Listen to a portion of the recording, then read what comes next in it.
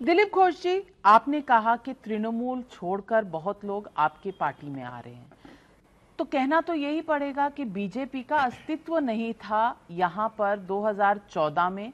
2016 के इलेक्शन में आपके 3 एमएलए थे।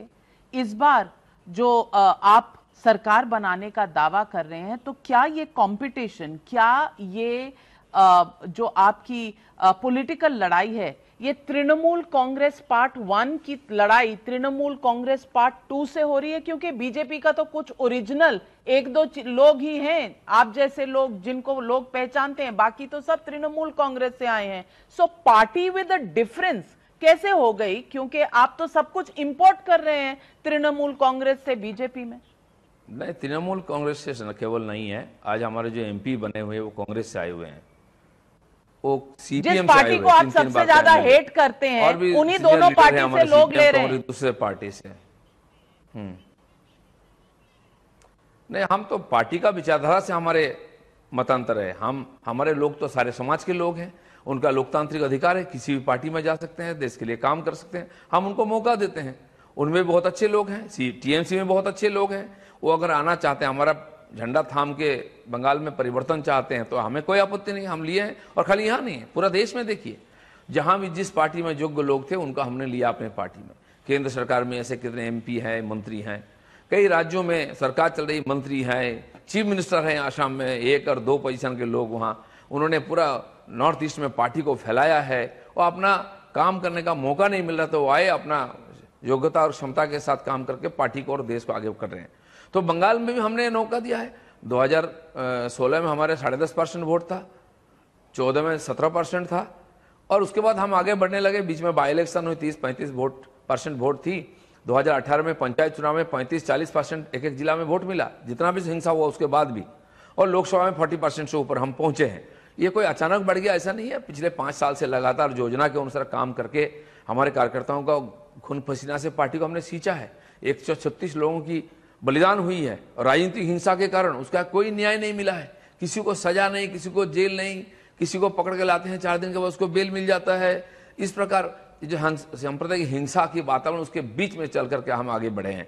और आज जिन लोगों ने हमारे खिलाफ लड़ रहे थे वो आज हमारे साथ आ रहे हैं, क्योंकि उनको लगा कि एक अच्छा विकल्प भारतीय जनता पार्टी जो बंगाल को आगे ले सकता है। और वो खुद बोल रहे हैं किस परिस्थिति में कर्मचारी जैसा जी रहे थे, कोई अधिकार नहीं था, कोई सम्मान नहीं था, जिन्होंने अपना खून पसीना से शुभेंदु बाबू जैसा, राजीव बनर्जी जैसा, अर्जुन सिंह जैसे लोग अपना जवानी बिता दिया उस पार्टी में, खून पसीना से उस पार्टी को खड़ा किया, सत्ता में लाया। आज वो मजबूर हो गए पार्टी छोड़ने के लिए, इसमें हमारी क्या गुनाह है? और ये जो पार्टी से दूसरे पार्टी में जाने का है तो लोकतंत्र में होता ही है। ममता बनर्जी ने 2011 में जीतने के बाद ये काम शुरू किया, एक से कॉर्पोरेशन, जिला परिषद, पंचायत समिति को पुलिस देके, डरा करके, केस देके अपने पार्टी में शामिल किए। और 2016 में भी 211 सीट होने के बावजूद भी, पूर्ण बहुमत के बाद भी, उन्होंने करीब 10 एमएलए को तोड़ के लाया। पुलिस, एसपी फोन करता है, आ जाओ टीएमसी में, नहीं तो एनडीपीएस, गांजा का केस दे देंगे, अंदर कर देंगे। वो खुद हमको बोले हैं। किसने शुरू किया?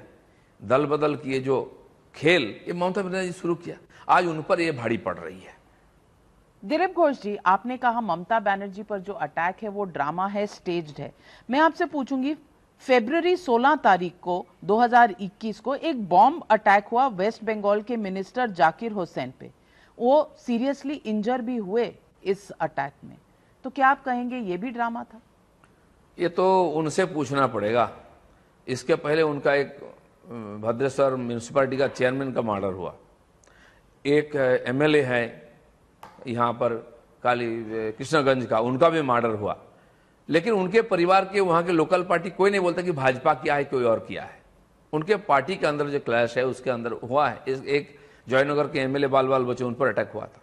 अभी एक नेता बाबू मास्टर करके हमारे पार्टी में शामिल हुए बसीरहाट में, उनके पार्टी से, उन पर बम से आक्रमण, उनका गाड़ी को तोड़ा गया, वो बल बच्चे। तो ये घटना हमसे ज्यादा शिकार कौन हुआ है? इतने लोगों को जो मारा गया है भयंकर रूप से, हमारे एमएलए को मारा गया है, हम ड्रामा क्यों बोलेंगे? हमने न्याय मांगा, हमें सीबीआई इंक्वायरी मांगा, लेकिन न्याय नहीं मिल रहा है। ये सरकार जब तक रहेगी किसी को न्याय नहीं मिलेगी, क्योंकि ये इस गवर्नमेंट का स्पॉन्सर से हिंसा है। इसीलिए ममता बनर्जी की जो है घटना हुई है, हुआ कोई एक्सीडेंट हुआ, चोट तो जरूर लगा है, लेकिन उसको लेकर राजनीतिकरण क्यों किया जा रहा है? कहां बीजेपी है? वहां कौन देखा है बीजेपी के लोग उनको अटैक किया है? कहां उन पर किसी ने हाथ लगाया है?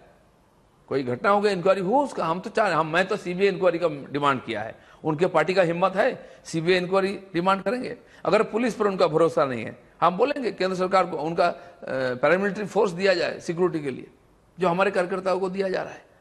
तो उसमें अगर सहमत है, हम तो उनके साथ हैं। अगर वो पुलिस को बिलीव नहीं कर रहे हैं कि पुलिस उनके साथ थी, इसका क्या कारण है? क्योंकि जैसे आपने कहा, होम मिनिस्टर उस स्टेट की वो खुद हैं, पुलिस उनके अंडर है, सिर्फ एक डीजीपी सुबह चेंज हुआ था, क्या उनका इशारा डीजीपी के चेंज होने पर है? जी, ये भी हो सकता है। वो पिछले 2-3 महीना से करीब सैकड़ों पुलिस ऑफिसर को उन्होंने तबादला किया, इधर से उधर, लगभग सारे को इधर से उधर। उनको मालूम था शायद इलेक्शन कमीशन आएगा तो कर देगा, पहले से अपने ढंग से सजा दिया। तो उनका जो बहुत विश्वस्त है, ऐसे लोगों के जो परिवर्तन होता है उनका कॉन्फिडेंस लेवल कम होता है। और पुलिस मंत्री थे वो, उनका ये कहने का है कि अभी गवर्नर है और अभी एमसीसी लगी हुई है, इलेक्शन कमीशन का हाथ में कानून व्यवस्था है, इसलिए वो लोग जानबूझ को और उनको नेग्लिजेंसी किए, इसलिए ये घटना हुई है। इनडायरेक्टली ब्लेम कर रहे हैं वो। लेकिन Z+ तो Z+ ही होता है, पुलिस होता है। वो चीफ मिनिस्टर बनने के बाद भी लगभग 3 साल तक, पहले जो रेल मंत्री थी वो केंद्र की, उनकी जो आरपीएफ के द्वारा सिक्योरिटी दिया गया था, वही आरपीएफ के जवान ही उनका सिक्योरिटी संभाले 3-4 साल तक। बाद में वो स्टेट पुलिस को लिए हैं। तो मुझे नहीं मालूम स्टेट पुलिस का ऊपर उनका भरोसा है कि नहीं है। तो नहीं है तो आज स्टेट पुलिस की ये जो दुर्दशा है, मनोबल गिरी हुई है, उन पर ना पब्लिक विश्वास करती है, ना विरोधी पार्टी, ना उनकी सरकार, ना खुद। ये दुर्दशा क्यों हुआ? कलकत्ता पुलिस को कभी स्कॉटलैंड यार्ड के साथ तुलना किया जाता था, इतनी इनकी योग्यता थी, इनके सम्मान थी, इनकी सफलता थी। आज क्यों पुलिस की दुर्दशा है? हम बोलते हैं पुलिस टीएमसी का कैडर हो गया है, क्यों ऐसा होता है? पुलिस थाने में एक एफआईआर नहीं दर्ज होता है, महिला के ऊपर बलात्कार होता है, उसका भी नहीं दिया जाता है, रात भर बैठा के रखा जाता है। और हमारे साथ तो रोज दिन भर होता है, मारपीट होने के बाद भी हमारे ऊपर केस होती है, 6-8 बार हमारी गाड़ी तोड़ी गई, हमारे ऊपर केसेस हुई है। ये तो नाटक चलता रहता है। आज जब उल्टा पड़ गया, वो इनडायरेक्टली फिर केंद्र सरकार को ब्लेम कर रहे हैं। ये कैसा राजनीति है? हारने का कगार पर आ चुकी है, इसलिए सब हो रहा है।